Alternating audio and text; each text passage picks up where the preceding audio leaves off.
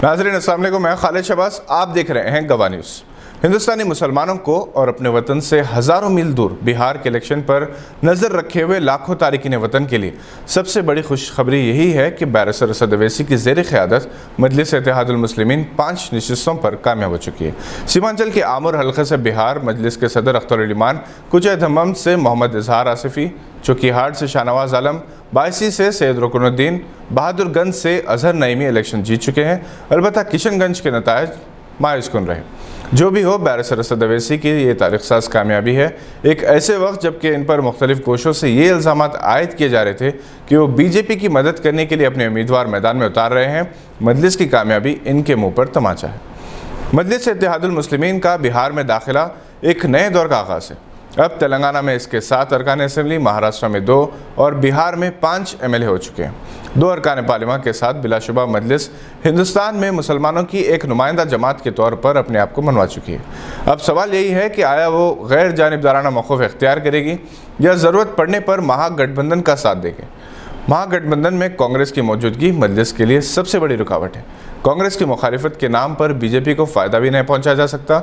मजलिस की इस शानदार कामयाबी पर दुनिया के तकरीबन सभी ममालिक में मौजूद मजलिस इत्तेहादुल मुस्लिमीन के चाहने वालों में जश्न का माहौल है। जनाब Ahmeduddin Owaisi, doctor Syed Ali Mahmood, Yousufuddin Amjad, Syed Khwaja Waqaruddin, Shahbaz Farooqui, Abdul Basit Nadeem, Ejaz Ahmed Khan, architect Abdurrahman Saleem, doctor Mohammed Qutubuddin और सैयद इकराम मुहिउद्दीन ने बिहार के अवाम को मुबारकबाद दी कि इन्होंने मजलिस की बुनियादों को मजबूत करते हुए बिहार के अवाम बिलखुसूस मुसलमान और दलितों के लिए हक़ और इंसाफ की लड़ाई लड़ने के लिए राह हमवार की। बिहार में लालटेन की रोशनी फैलेगी या मध्यम होगी, रात देर गए पता चल जाएगा। सुबह से अभी तक आंख मुचली जारी है। कभी NDA सबकत लेती है तो कभी RJD इसकी टांग खींच लेती है। शाम 6 बजे तक RJD ने बीजेपी से ज़्यादा नशिस्तें हासिल कर ली थी। अलबत्ता NDA से अभी वो पीछे है। नताइज कुछ भी हो सकते हैं।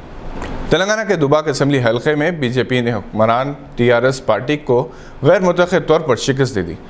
वोटों की गिनती के दौरान हर मुकाबले में दिलचस्पी देखी गई। बीजेपी उम्मीदवार रघुनंदन राव ने TRS उम्मीदवार सुजाता को 1470 वोटों की अक्सरियत से शिकस्त देकर सनसनीखेज कामयाबी हासिल की।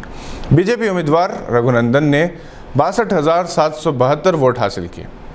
ये थी आज की चंद अहम खबरों पर नज़र। अगर आपने अभी तक हमारे चैनल को सब्सक्राइब नहीं किया तो लाइक और सब्सक्राइब ज़रूर करें।